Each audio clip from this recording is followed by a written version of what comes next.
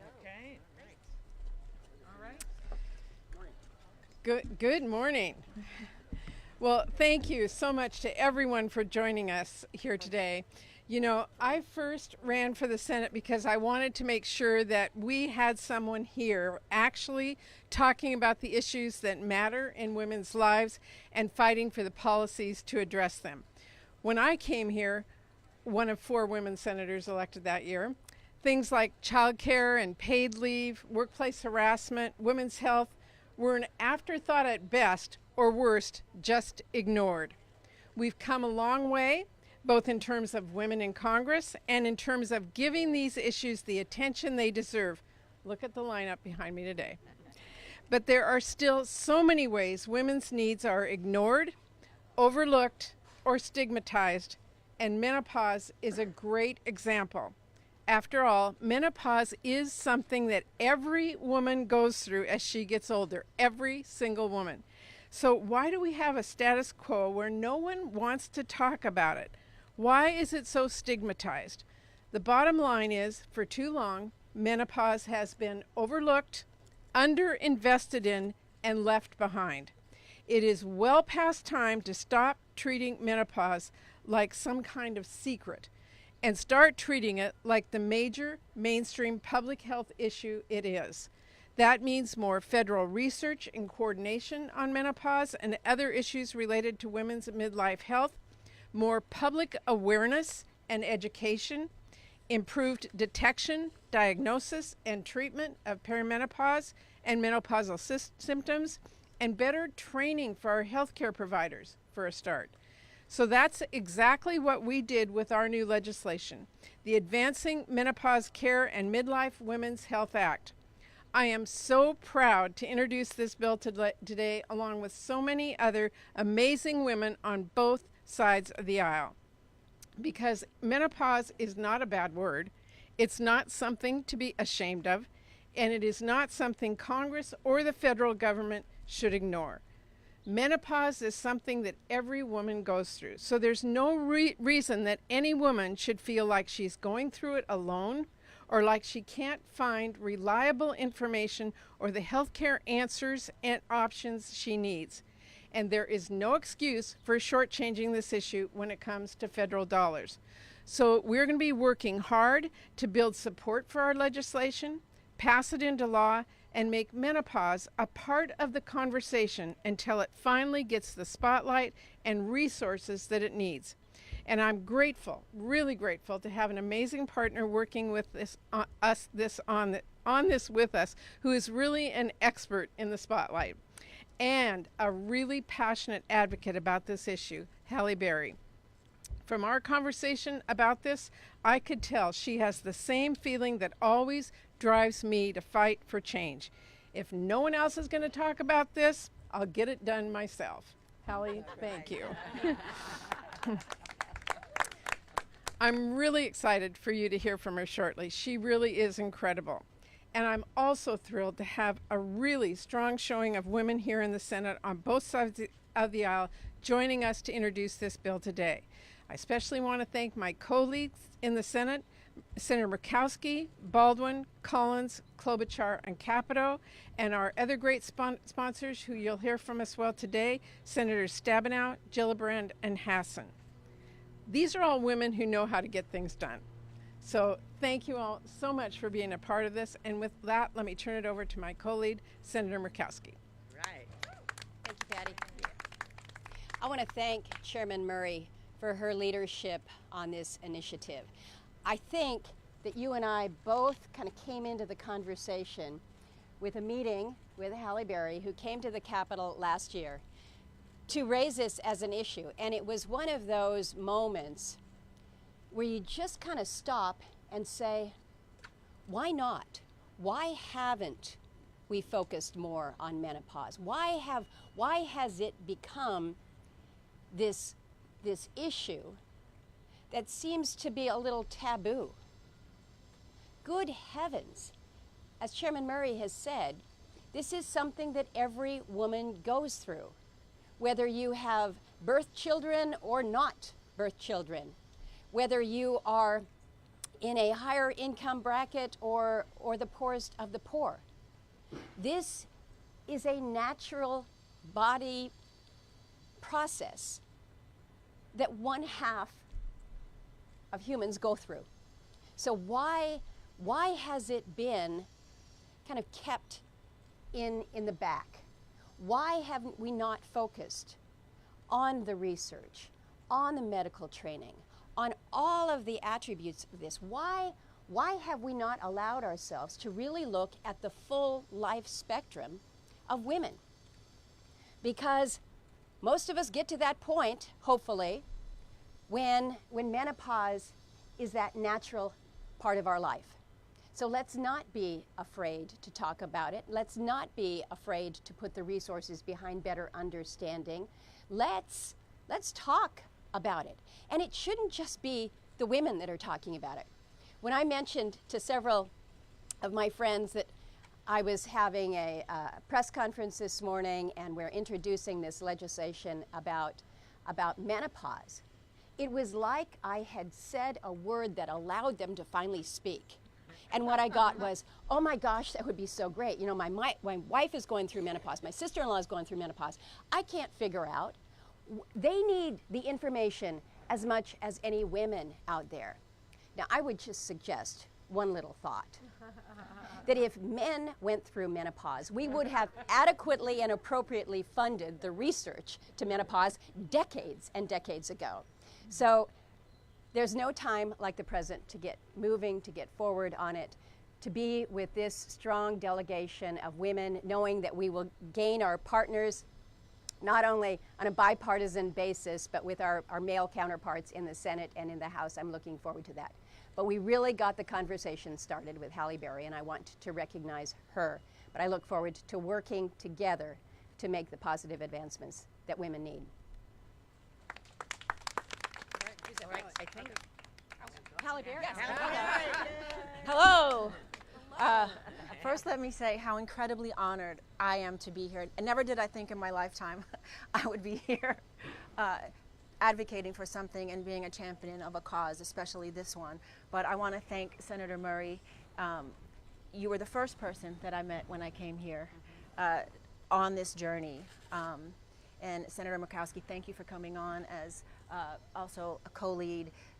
When that happened, I knew right away, oh my God, this is going to be a bipartisan movement, because I can't think of a topic that should not be politicized. I can't think of an issue that's more of a human rights issue than anything. So to have support from both sides of the aisle is really important for all women. And I thank everyone else, all of you other beautiful, smart, strong women up here for lending your support and agreeing to co-lead or co-sponsor, because this is probably, I think, in our lifetime, ladies, one of the most important thing that we'll do for ourselves. And it's really important that we all stand together and lock arms. And I am beyond honored to be here and be a part of this movement that's happening. So you guys might say, okay, why me? Why am I here? Well, first, I'm here because I'm standing up for myself. Because I know that when a woman stands up for herself, she stands up for all women. And all women go through menopause. And, you know, we think that this is something that affects just old women. We've been, you know, society has told us when we get to be old, we should just sort of putter away. We should fall off into obscurity, and that our issues don't matter. Well, that's just not true.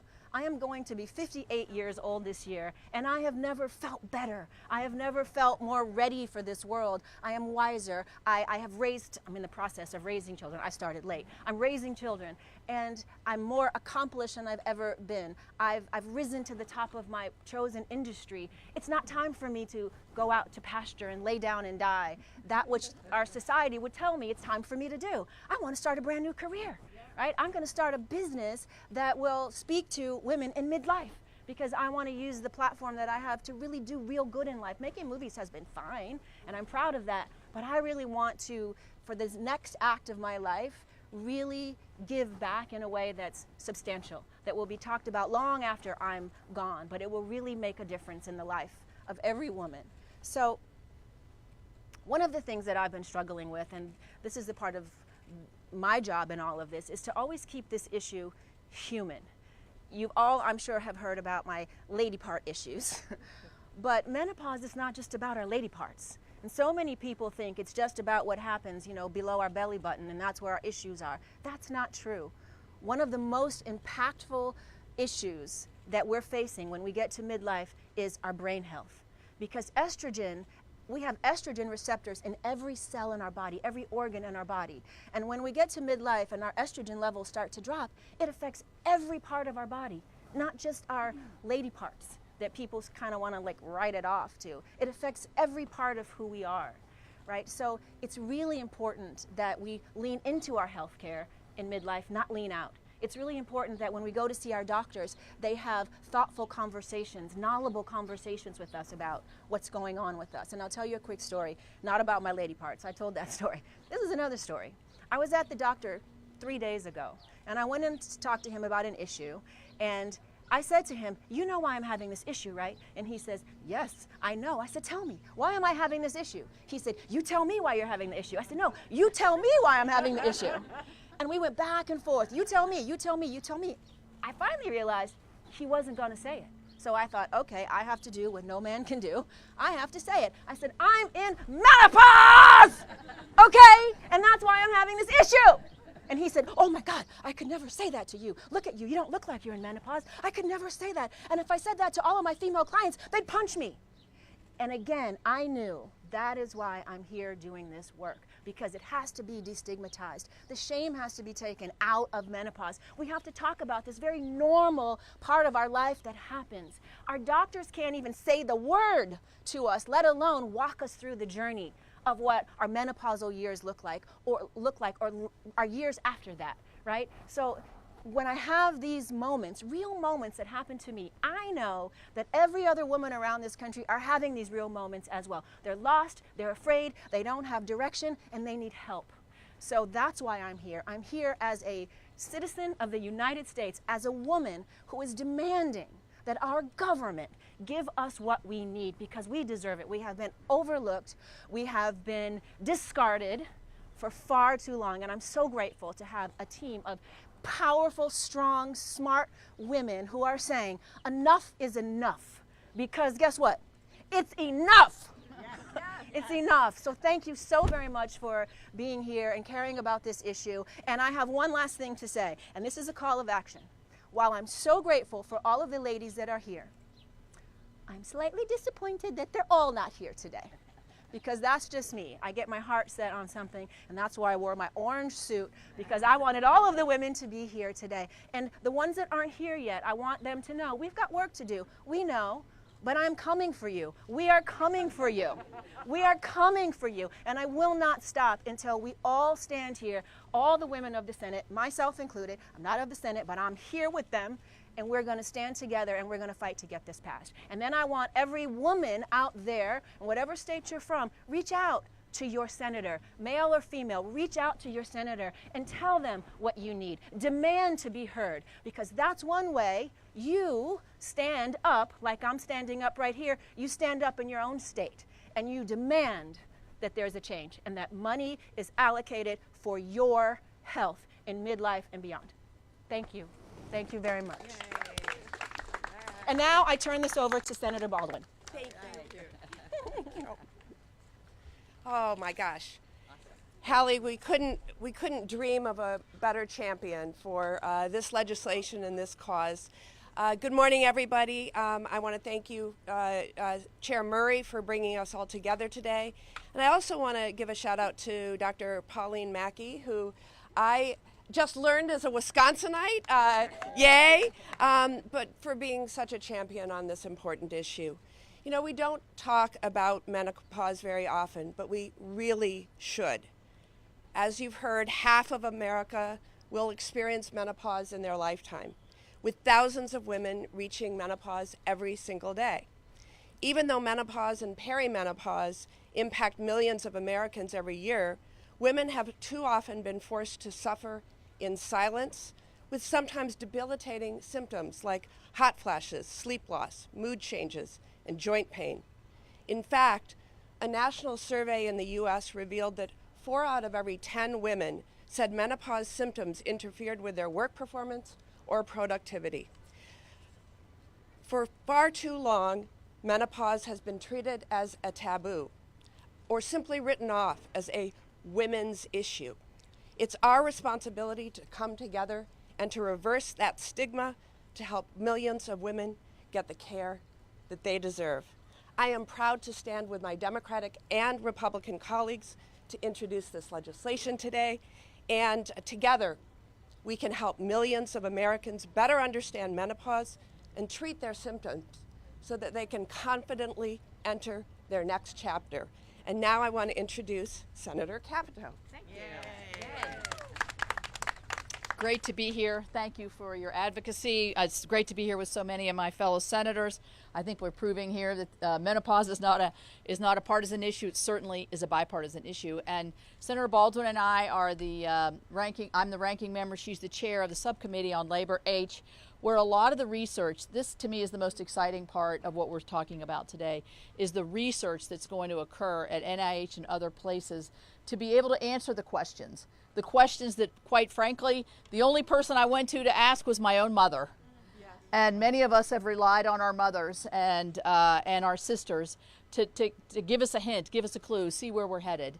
And so now we're going to have the opportunity to not only have professionals better trained, but also have the research that backs up how and where menopause affects people. Some people it affects a lot, some people it doesn't affect hardly at all.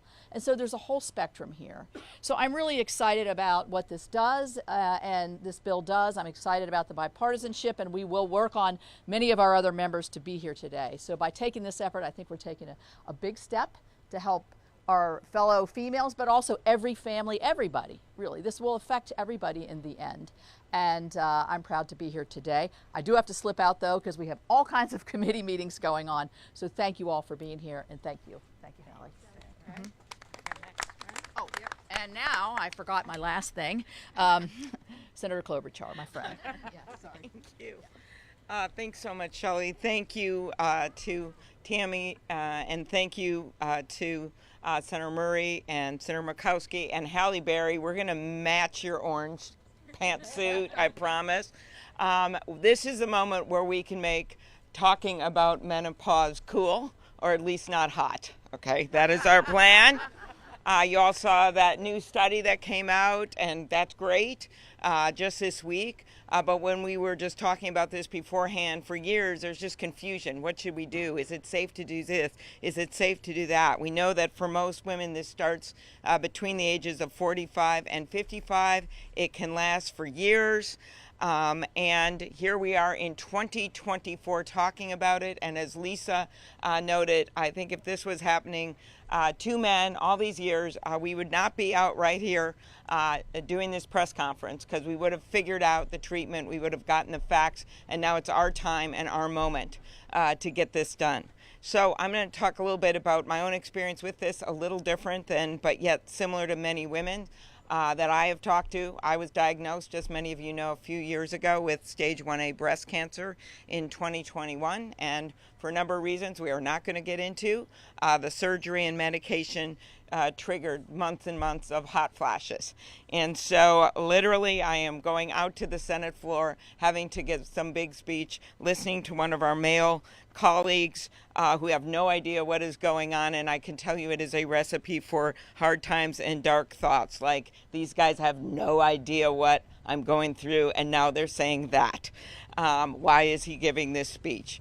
Why doesn't anyone care? And so these hot flashes, as noted, can keep you up at night. They can drive you, especially nuts during hot weather, thank you, with lights. And for cancer patients especially, there are very limited remedies, and including nightly visits to the freezer. And by that I mean, yes, putting your head in the freezer. At one point, I was doing an interview on antitrust, scintillating topic, on the Stephen Colbert Show, remote with that light like that, in my face.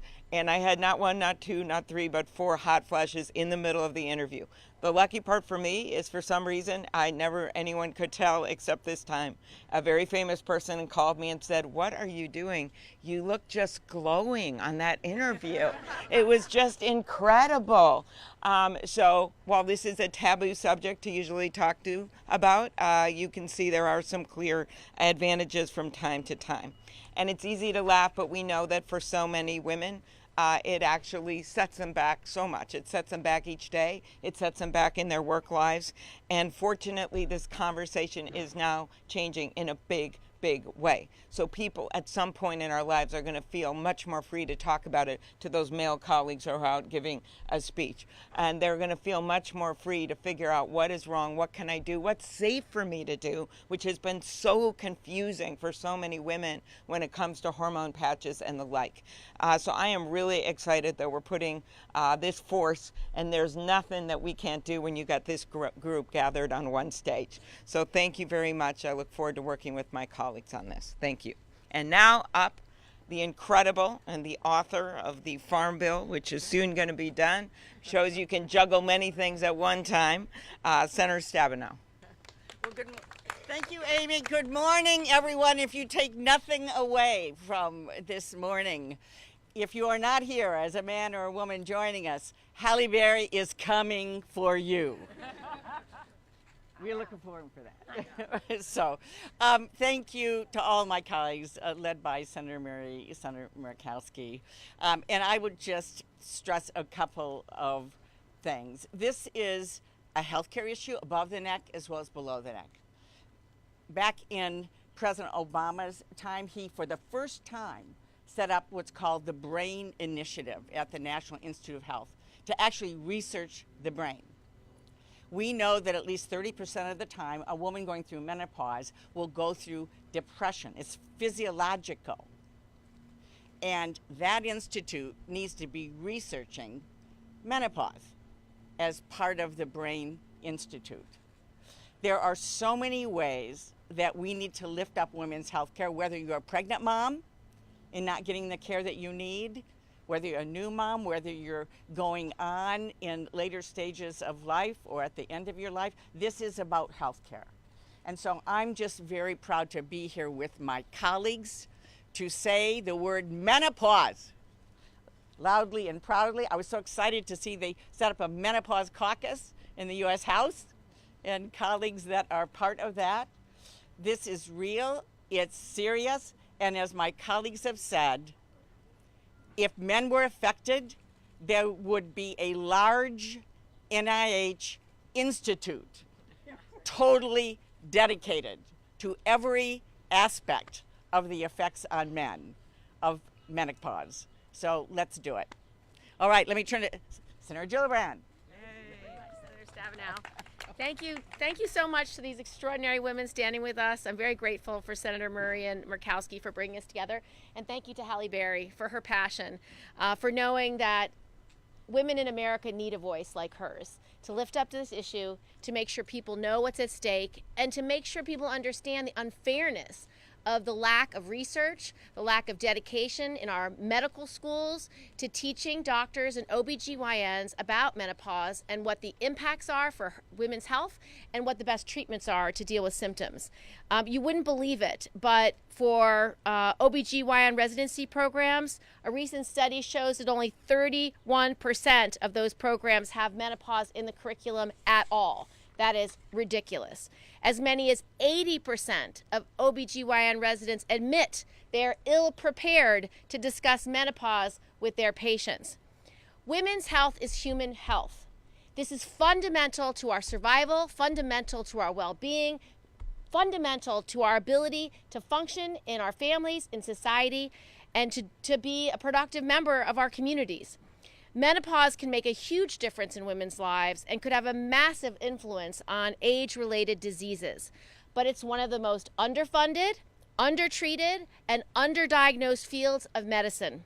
In fact, the majority of preclinical biology research studies in aging fail to even consider menopause. And we don't even have a clear picture of how menopause affects aging, how it might affect cardiovascular health, breast cancer, dementia, and mental health. This has to change. This is something that we should all believe has to be an imperative for the NIH, for national research, for our medical professionals, and for our med schools. I'm very dedicated to this cause since I'm well past menopause. And when I went through my personal symptoms, I had no one to ask. My doctors were fantastic. I had women doctors who were already gone through menopause, and they explained everything. And I just think the rest of the medical field needs to catch up, they need to do their jobs, and they need to support women. Our next speaker is Senator Hassan. Well, thanks so much, Kirsten, and thank you to all of my colleagues here, and a special thank you to Halle Berry for using your voice to advocate on this issue. It's really a privilege to be with all of you today. As you have heard my colleagues and Halle talk about, menopause is one of those words that nobody wants to say. It's a natural part of life that no one is used to talking about. I still find that some of my younger colleagues, whether they are staff, whether they are other legislators or other political leaders, there sometimes is a woman kind of tiptoeing up to you saying, have you ever had like hot flashes? Like, I don't know what to do about this. It is not something we have been talking about, and therefore it is not something that has been studied, that has been normalized, that has been invested in, and it's really, really not only long past time that we're introducing this bill, but exciting that we are. Despite the fact that half of the population will experience menopause, even in the 21st century, there is a really clear lack of awareness and public discussion, and really significant gaps in what we know about menopause.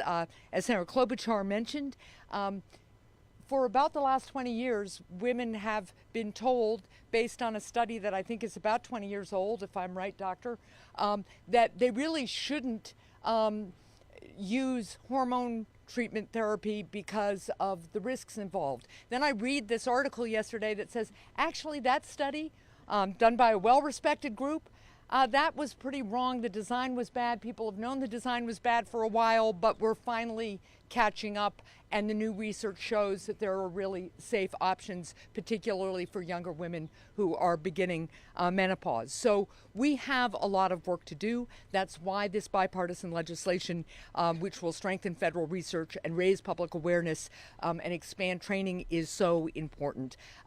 I too had women doctors. One of the best pieces of advice that I ever got was, find a primary care physician who is female and about 5 years older than you are, because she will have gone through everything else. And I was very, very lucky to have excellent women physicians, but that also speaks to the need for full and diverse representation in all professional fields, right? Especially when it comes to healthcare.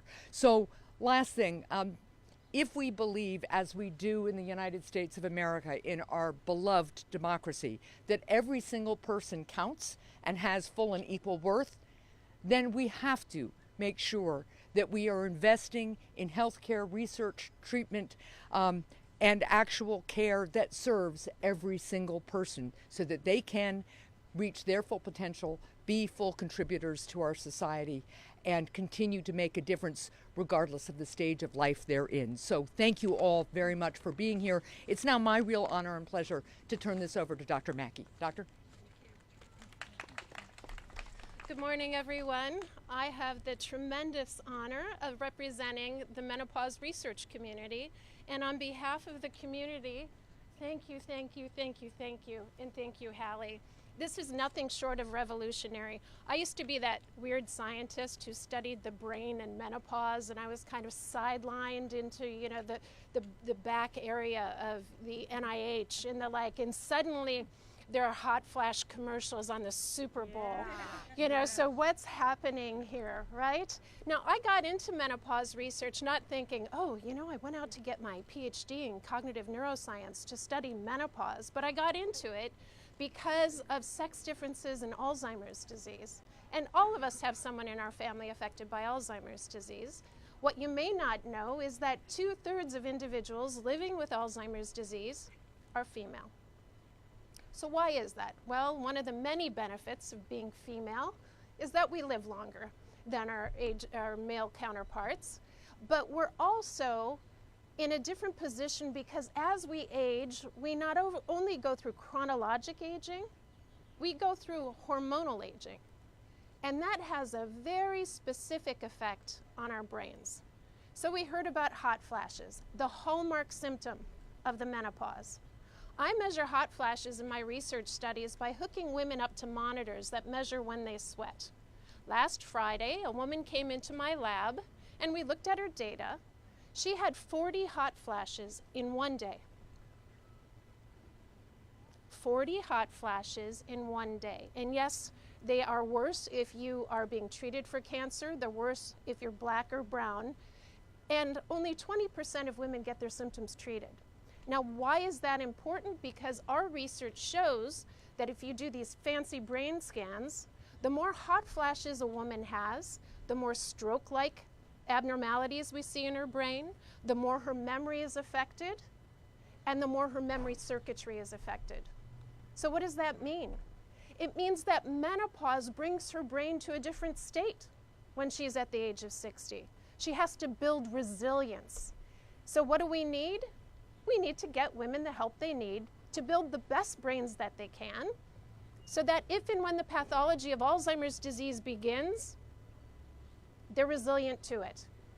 And to do that, we need more menopause researchers. We need more menopause funding. It just makes sense economically. So I am so excited to have this infusion of interest in this topic so that we can help women lead the best lives they can through a more informed understanding of menopause.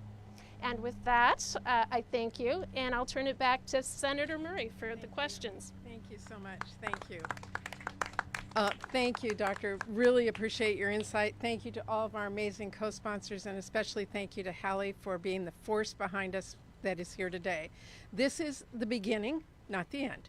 This is our start of going out and getting as many co-sponsors as we can on both men and women. And we are going to get this passed and put it into law and make sure that women have the research they need, have the public health information they need, and that we, as women in the Senate, along with our help from Halle and so many others, are going to change lives for women. That's our goal today. So thank you all for being here. And I think I have time for a couple questions. Yes. Anybody has any questions specifically? Yes.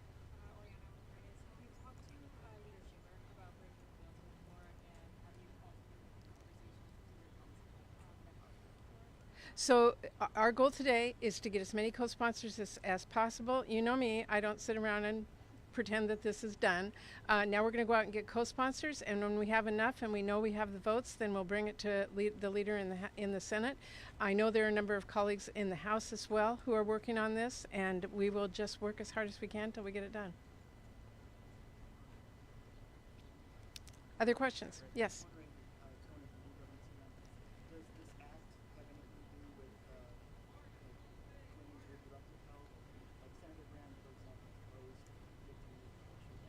Has nothing to do with that. This has to do with the phase of life that women are going through during menopause, and the fact that we do not have the research, the support, the physicians out there who can help women through it and make sure that women are taking the best care of themselves as they can as they go through menopause.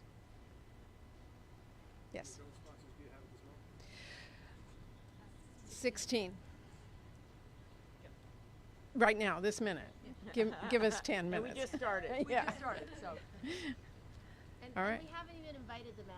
And I bet they'll all say yes the minute we ask. Yeah. Will you be on a menopause bill? Yes, yes. Of course I will. Are you afraid of it? Yeah. Are you afraid of this bill? No. See what I mean? We'll get there. Well, again, thank you all so much for being here. Let's go get this done. Thank you. Well said.